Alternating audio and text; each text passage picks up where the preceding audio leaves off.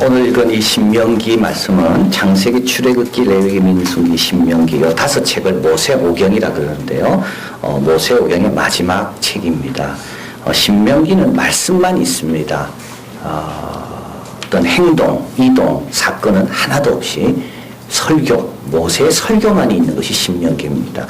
그래서 히브리어 성경은 이 신명기의 제목을 words, 말씀들이라고 붙였고요.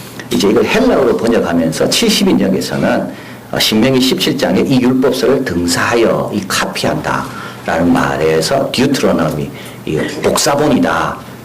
그래서 새 신자가 이게 붙은 겁니다. 그래서 명령이지만 새로운 명령. 왜냐하면 복사한 거니까.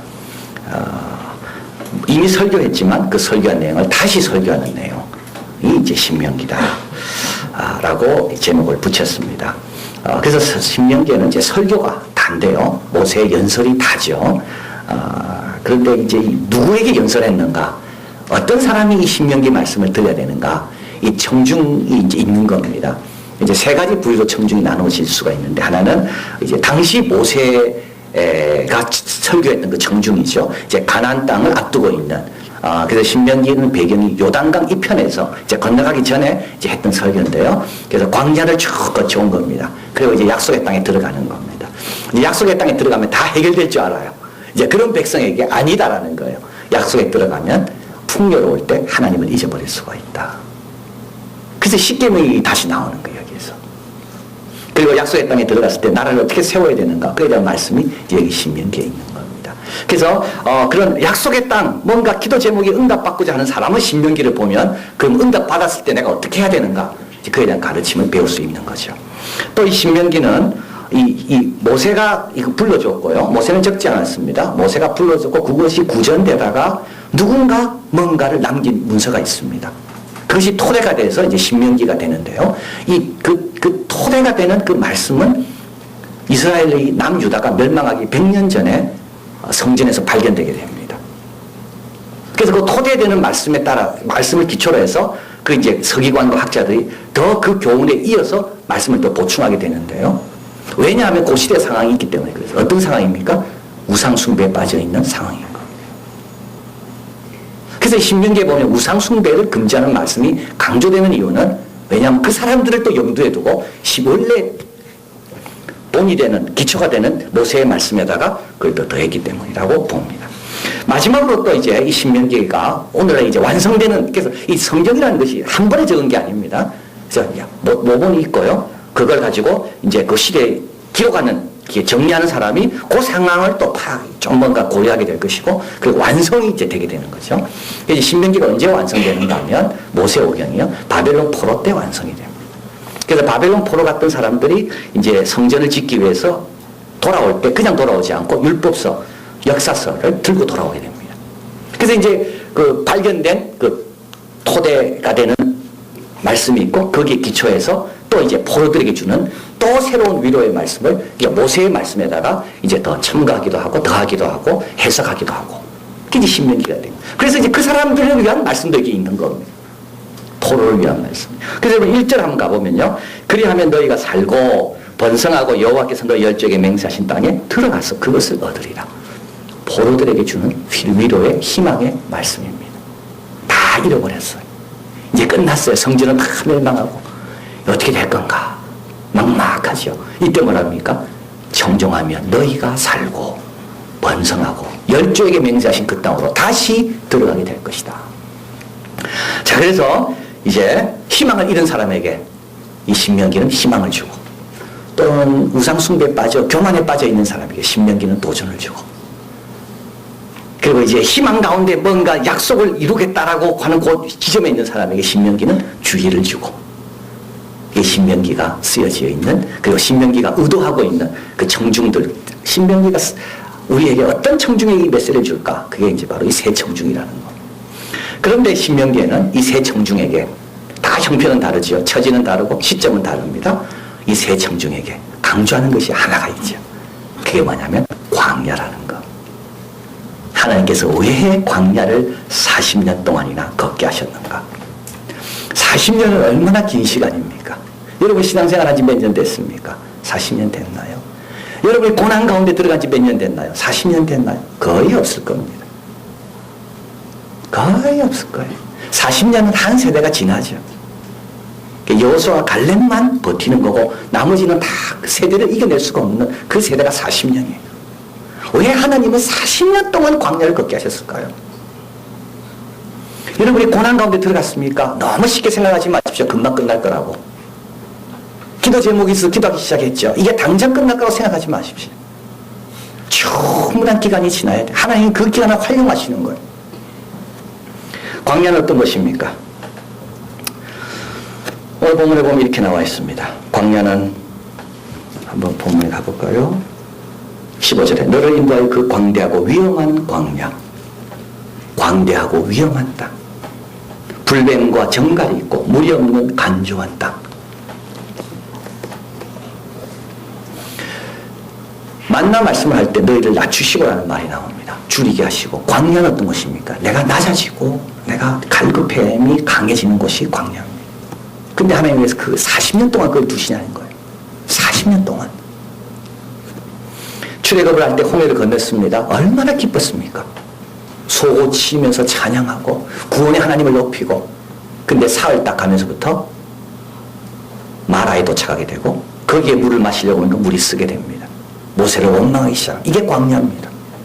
45일 지납니다. 홍해로부터요. 45일. 거기는 뭡니까? 먹을 것이 없어요. 그래서 모세와 아론 향해서 우리를 줄여 죽게 하는도다. 원망합니다. 이게 광야입니다. 이런 광야를 몇 년 동안? 40년 동안. 왜 하나님은 홍해의 기적 같은 걸 행하지 않고 그 기쁨을 계속 주지 않고 기쁨은 잠시요. 그 다음에 뭐가 있나요? 광야로 가게 하실까요? 구원 받았을 때 여러분 기뻤죠? 첫사랑을 경험했을 때 얼마나 기뻤습니까? 근데 왜 그 기쁨이 계속되지 않고 갑자기 광야로 들어가게 하시나요? 첫째는 하나님의 실제를 배우라고. 하나님의 실제 하심을 배우라고. 한번 신명기 2장 10절 앞에 있습니다. 같이 있습니다. 내 하나님 여호와가 이 40년 동안을 너와 함께 하셨으므로 내 부족함이 없었느니라. 이거 어디서 경험한? 이게 광야에서 경험한 거예요. 평안할 때 부족함이 없었더라면요, 이거는 그냥 감사가 없을 거예요. 그러나 광야 같은 곳에서 어떻게 우리에게 부족함이 없을까? 이건 누구 때문입니까? 하나님 때문인 거예요. 광야에서 제일 실제적인 건 뭘까요? 배고픔, 갈증, 두려움, 추위일 겁니다. 그러나 광야를 경험하면서 배고플 때 만나가 내리고 갈증이 있을 때 반석에서 물이 나오고 추울 때 주님께서 불기둥으로 보호하시고 더울 때 구름 기둥으로 막아주시고 광야에서 뭘 더 많이 경험합니까? 하나님이 실제 하심을 더 경험하는 것. 편안할 때요, 여러분 하나님이 도우시는 거 별로 못 느낄 거예요. 막막할 때, 아무도 도와주는 자 없을 때, 그때 누군가 나타나서 도와줄 때, 이거는 기도의 응답으로 여러분이 하나님의 실제를 경험하는 거. 근데 그걸 몇 년 경험한다고요? 40년. 시편 23편은 우리가 그 다윗이 불렀던 노래라고 봅니다. 양을 치면서. 그러나 실제로 이 시편 23편은 다윗 이전부터 불렀던 노래입니다. 누가 불렀을까요? 이거는 광야를 거쳐온 사람이 불렀던 노래입니다. 여호와는 나의 목자시니 내게 부족함이 없으리로다. 신명기 2장 7절. 이 광야 동안 부족함이 없었다. 같잖아요. 여호와가 목자기 때문에 부족함이 없는 거지. 내가 광야에 있지 않아서 부족함이 없는 건 아니라는 겁니다. 참 중요한 내용입니다. 좋은 곳에 있어서 부족함이 없다는 게 아니라 여호와가 나와 함께하기 때문에 부족함이 없다는 겁니다. 그러면서 시가 쭉 어떻게 이어집니까? 푸른 초장이 누이시고 쉴만한 오아시스예요. 광야를 가다가 하나님께서 때로는 쉴만한 물가 푸른 초장이 누이십니다. 그러나 여기서 착각하면 안 돼요. 뭐라고요? 푸른 초장과 쉴만한 물, 그게 내 목적지가 아닙니다. 그걸 패스해서 가야 돼요. 어디까지? 사망의 음침한 골짜기도 가야 돼요. 원수의 목전도 지나가야 돼요. 근데 그게 실제입니까? 그것만 실제 아니죠. 주의 지팡이와 막대기가 나를 안위하시나이다. 원수의 목전에서 내게 상을 베푸시나이다. 그래서 마지막 어디로 옵니까? 내가 여호와의 집에 영원히 거하리로다. 예배 자리까지, 성소까지 오는 겁니다. 그 오면서 광야를 지나는 거예요. 근데 광야에서 원수의 목자, 사망의 엄침한 골짜기, 그것만 실제가 아니라 그 가운데 함께 하시며 채워주시는. 그래서 시편 23편은 여호와여 나의 목자시니 내가 부족함이 없으리로다. 어디서도 광야에서. 자, 그래서 광야 40년, 이게 40년 필요한 겁니다. 이 믿음을 갖는데 40년이 필요한 겁니다. 또 잊어버리고 또 잊어버리고 또 염려하고 또 두렵고, 이때마다 하나님께서 또 가르쳐주시고 또 가르쳐주시고, 40년 동안 여호와와 함께 하심으로 부족함이 없었더라. 광야가 왜 필요한가요?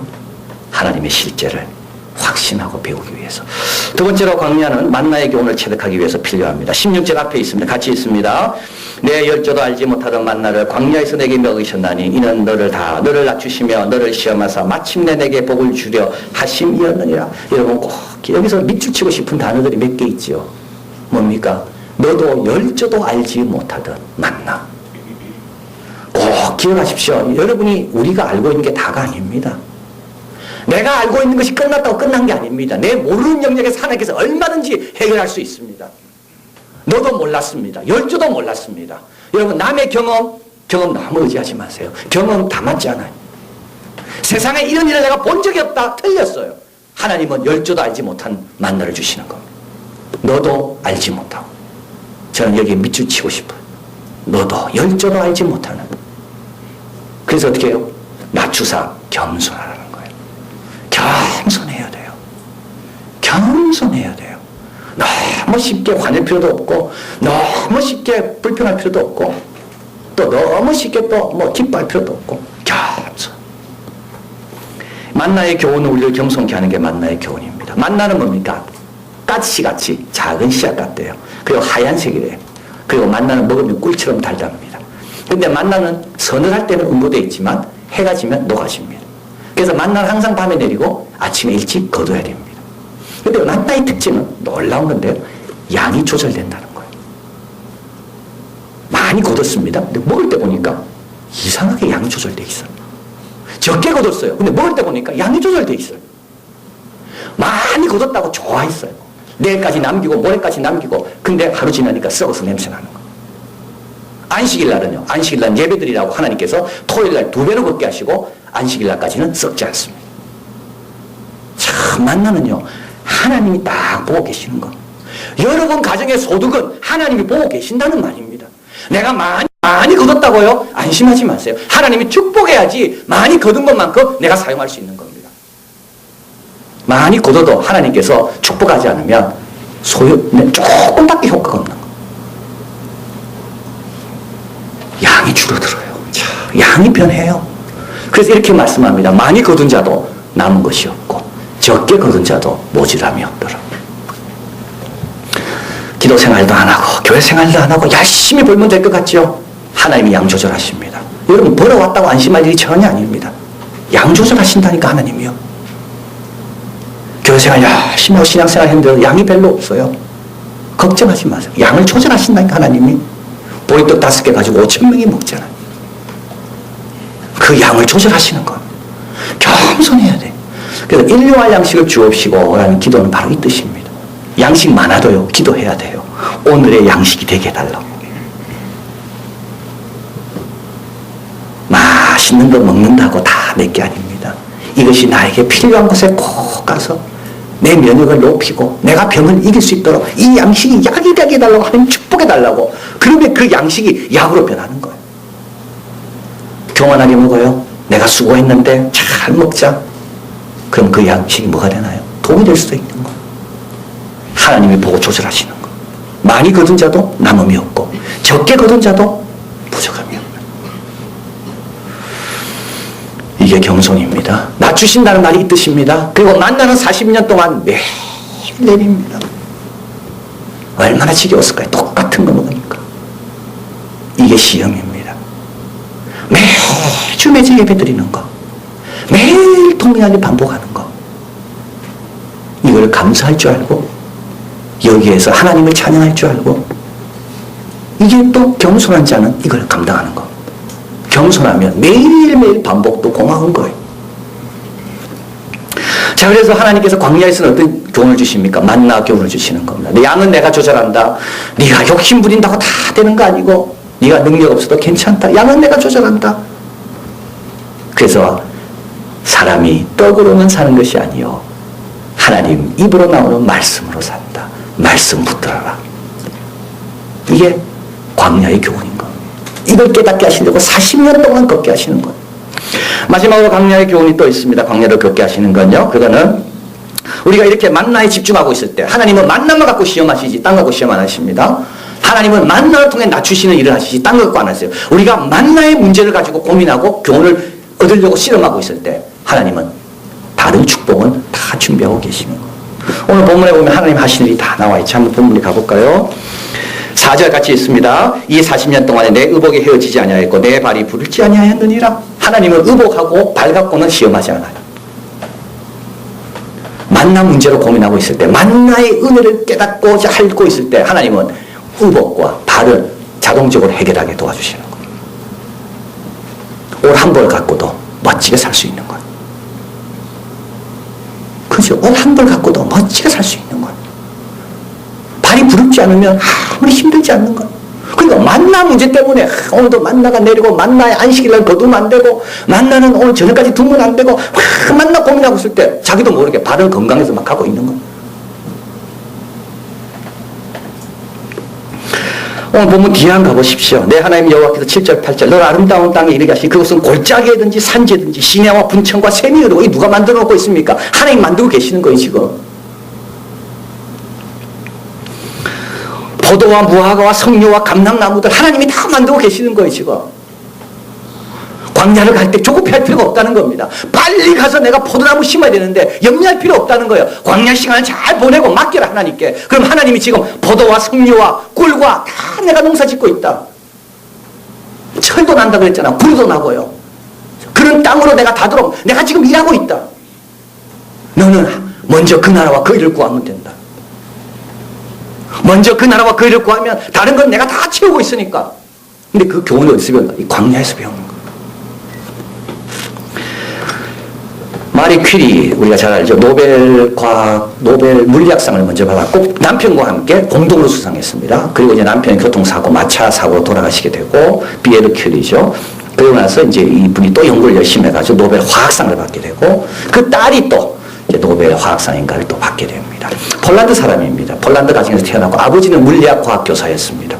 그래서 아버지 영향을 받아서 아버지가 갖고 있던 그 실험 도구들에 대해서 아주 매력을 느끼고 5명의 형제가 있었지만 제일 큰 언니는 엄마 간호하다가 죽고 그리고 엄마는 이 결핵이 있어서 늘 아이를 안아주지 못했습니다. 그래서 마리는 어려서부터 엄마의 품에 안긴 적이 없기 때문에 늘 그게 아쉬움이 평생토록 남아있습니다. 마리는 폴란드 사람이었고요. 그래서 폴란드를 너무 사랑했습니다. 그리고 마리의 꿈은 폴란드에 돌아와서 학교 교사가 되는 게 꿈이었습니다. 근데 피에르를 만나서 결혼하면서 프랑스에 남게 되고 결국은 마리는 폴란드를 위해서 자기가 처음 추천해낸 그 원소, 그 방사능 원소를 폴란드 이름을 따서 폴로늄이라고 지었습니다.